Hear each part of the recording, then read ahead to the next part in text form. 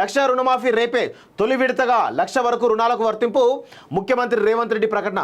Passbook ఉన్న ప్రతి రైతు ఖాతాలో కుటుంబాన్ని గుర్తించడానికే రేషన్ కార్డు లేని 6.36 లక్షల మందికి మాఫీ. బ్యాంకులు ఇతర ఖాతాల్లో జమ చేస్తే చర్యలు. అర్హులకు ఆరోగ్యశ్రీ, ప్రతి ఒక్కరికి హెల్త్ ప్రొఫైల్ ఇది గుర్తుపెట్టుకో. మనం దీని గురించి కూడా మాట్లాడాల్సిన అవసరం ఉంటుంది. నెలలోపు ధరణి సమస్యలు పరిష్కరించాలి. ప్రభుత్వ భూములకు జియో ట్యాగింగ్ చేయాలి. ఒకే చోట ఇంటిగ్రేటెడ్ రెసిడెన్షియల్ స్కూలు. ప్రభుత్వానికి కళ్ళు చెవులు కలెక్టర్లు, పోలీస్ కమిషనర్లు, ఎస్పీలతో సదస్సు. ఉదయం 9:30 గంటల నుంచి రాత్రి 7:20 వరకు భేటీ అంటూ ఒకరిని చూస్తాను. సో ఈ పాయింట్ ఏదైతుందో చూడండి, గతంలో కేసీఆర్ ఏనాడు కూడా ఇలా ఎస్పీలతోటి కలెక్టర్లతోటి ఇంతసేపు భేటీ చేసి ఇలా పలు అంశాలపైన సుదీర్ఘమైనటువంటి కసరత్తు చేసినటువంటి దాఖలాలు లేవు. సో ప్రస్తుతం రేవంత్ రెడ్డి ఒక ప్రయత్నం చేస్తూ ఉన్నాడు. చాలామంది కూడా అటు కేసీఆర్ ప్రభుత్వానికి ఇటు రేవంత్ రెడ్డి ప్రభుత్వానికి చాలా పెద్ద ఎత్తున కంపారిజన్ చేస్తూ ఉన్నారు. అయితే నేను కూడా గత ప్రభుత్వంలో ఉన్నటువంటి కేసీఆర్, ఈ ప్రభుత్వంలో ఉన్న రేవంత్ రెడ్డి కూడా కంపేర్ చేస్తూ ఉన్నాను.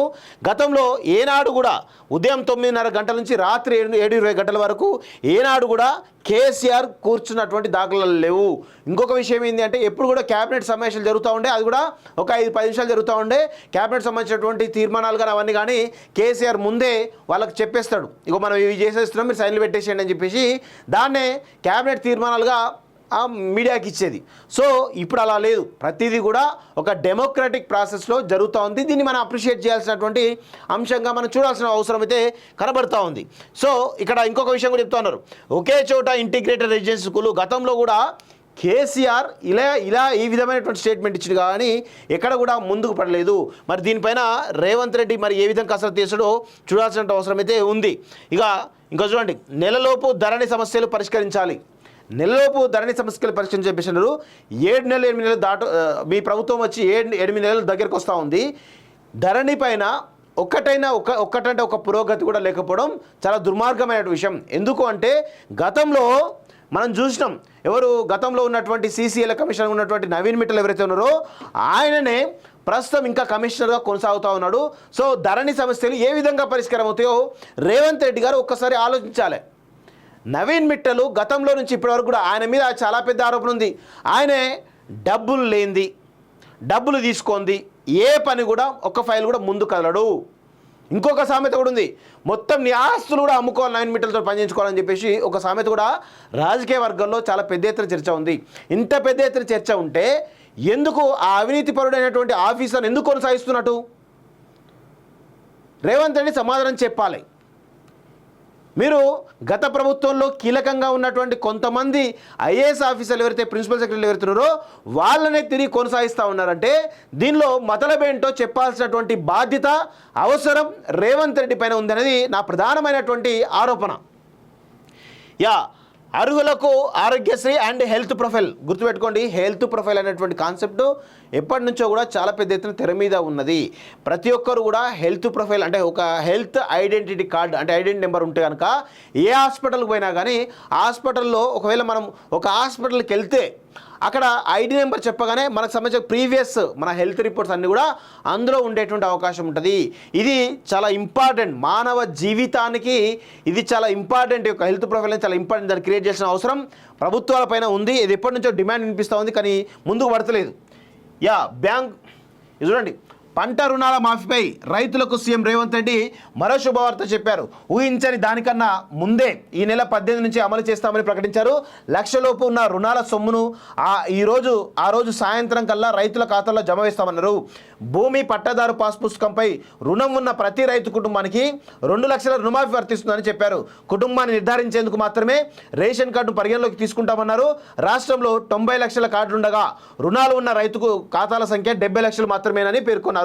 రేషన్ కార్డు లేని 6.36 లక్షల మందికి రుణాలు ఉన్నాయని, వారికి కూడా రుణమాఫీ వర్తిస్తుందని తెలిపారు. రేషన్ కార్డులు లేనంత మాత్రాన ఆ రైతులకు అన్యాయం జరగనివ్వబోమని రేవంత్ రెడ్డి స్పష్టం చేసినట్టు తెలుస్తూ ఉంది నిన్నటి జరిగినటువంటి సమావేశంలో. సో దాన్ని కూడా ఒకసారి మనం క్లియర్గా చదివేటువంటి ప్రయత్నం చేద్దాం మిత్రులారా. 1,00,000 రుణమాఫీ రేపే, తొలి విడతగా 1,00,000 వరకు రుణాలకు వర్తింపు. ముఖ్యమంత్రి రేవంత్ రెడ్డి ప్రకటన.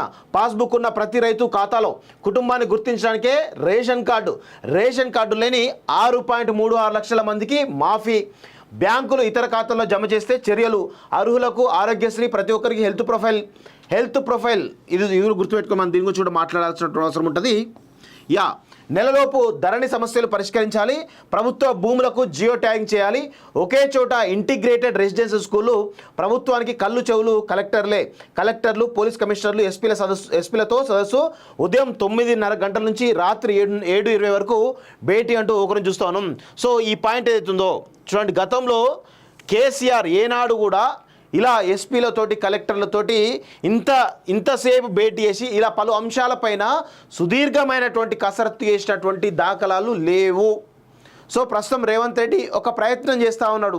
చాలామంది కూడా అటు కేసీఆర్ ప్రభుత్వానికి ఇటు రేవంత్ రెడ్డి ప్రభుత్వానికి చాలా పెద్ద ఎత్తున కంపారిజన్ చేస్తూ ఉన్నారు.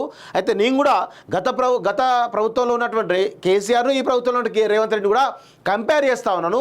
గతంలో ఏనాడు కూడా ఉదయం 9:30 గంటల నుంచి రాత్రి 7:20 గంటల వరకు ఏనాడు కూడా కేసీఆర్ కూర్చున్నటువంటి దాఖలాలు లేవు. ఇంకొక విషయం ఏంటి అంటే ఎప్పుడు కూడా క్యాబినెట్ సమావేశాలు జరుగుతూ ఉండే, అది కూడా ఒక 5-10 నిమిషాలు జరుగుతూ ఉండే. క్యాబినెట్ సంబంధించినటువంటి తీర్మానాలు కానీ అవన్నీ కానీ కేసీఆర్ ముందే వాళ్ళకి చెప్పేస్తాడు, ఇగో మనం ఇవి చేసేస్తున్నాం, మీరు సైన్లు పెట్టేసేయండి అని చెప్పేసి దాన్నే క్యాబినెట్ తీర్మానాలుగా మీడియాకి ఇచ్చేది.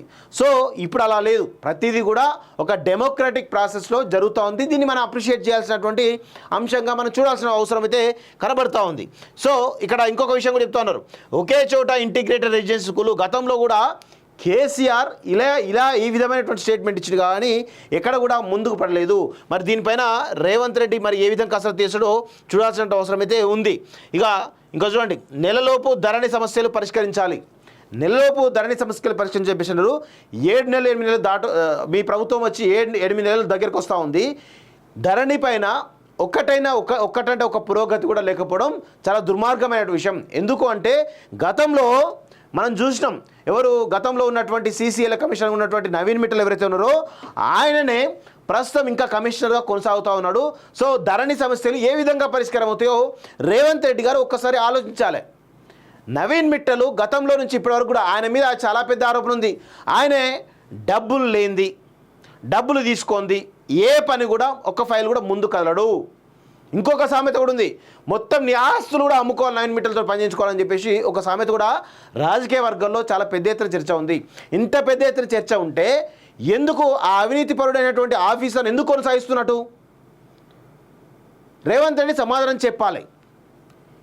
మీరు గత ప్రభుత్వంలో కీలకంగా ఉన్నటువంటి కొంతమంది ఐఏఎస్ ఆఫీసర్లు ఎవరైతే ప్రిన్సిపల్ సెక్రటరీలు ఎవరుతున్నారో వాళ్ళనే తిరిగి కొనసాగిస్తూ ఉన్నారంటే దీనిలో మతలబేంటో చెప్పాల్సినటువంటి బాధ్యత అవసరం రేవంత్ రెడ్డి పైన ఉందనేది నా ప్రధానమైనటువంటి ఆరోపణ.